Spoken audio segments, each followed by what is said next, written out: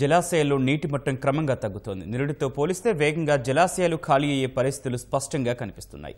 ఈ ఏడాది వరద బాగానే వచ్చినప్పటికీ నీటి వినియోగం పెరగడంతో నీటి మట్టం గణనీయంగా తగ్గింది.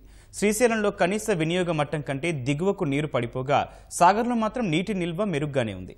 ఎస్ఆర్ఎస్పీలో పర్వాలేకపోగా సింగూరులో మాత్రం ఇబ్బందికర పరిస్థితే నెలకొంది.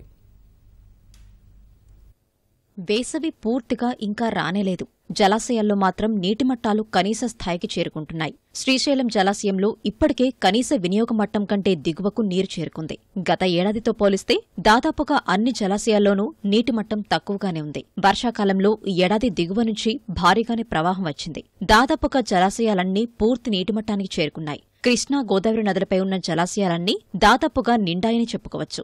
జూరాల ప్రాజెక్టుకు ఎగువ నుంచి 389 టీఎంసీల వరద రాగా, తుంగభద్ర, కృష్ణానదుల నుంచి శ్రీశైలం జలాశయానికి 582 టీఎంసీల వరద వచ్చింది. నాగార్జున సాగర్కు 333 టీఎంసీల నీరు వచ్చింది. గోదావరి ప్రాంతంలోని శ్రీరామ్ సాగర్కు ఈ ఏడాది 77 టీఎంసీలకు పైగా నీరు వచ్చింది. పూర్తిస్థాయి నీటి మట్టానికి మరో 12 టీఎంసీలు తక్కువగా ఉన్నాయి. సింగూరు జలాశయానికి మాత్రం ఈ ఏడాది నీరు రాలేదు. ప్రాజెక్టు పూర్తిస్థాయి నీటిమట్టం 29 టీఎంసీలకు పైగా ఉండగా, ఈ సంవత్సరం వరద కేవలం 2.44 టీఎంసీలు మాత్రమే వచ్చింది. దీంతో సింగూరు కింద ఇబ్బందులు తీవ్రంగా ఉన్నాయి.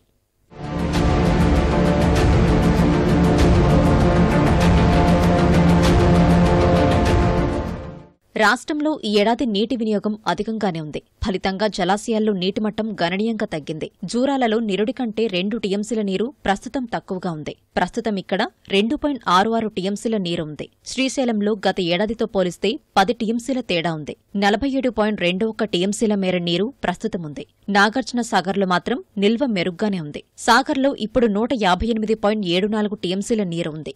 ఎస్ఆర్ఎస్పీ కింద మరో 2 తడులకు నీరిస్తే యాసింగి అవసరాలు తీరుతాయి. ఇక్కడ 18.30 టీఎంసీల నీరు ప్రస్తుతం ఉంది. ప్రస్తుతం పోచంపాడు, దిగువ మానేరు జలాశయాల ద్వారా మిషన్ భగీరథతో తాగునీటి అవసరాలకు నీరిస్తున్నారు. సింగూరులో గత ఏడాదితో పోలిస్తే 9 టీఎంసీలకు పైగా నీరు తక్కువగా ఉంది. ప్రస్తుతం అక్కడ 1.29 టీఎంసీల నీరు మాత్రమే ఉంది. దీంతో తాగునీటికి కూడా ఆచితూచి ఇవ్వాల్సిన పరిస్థితి ఏర్పడింది.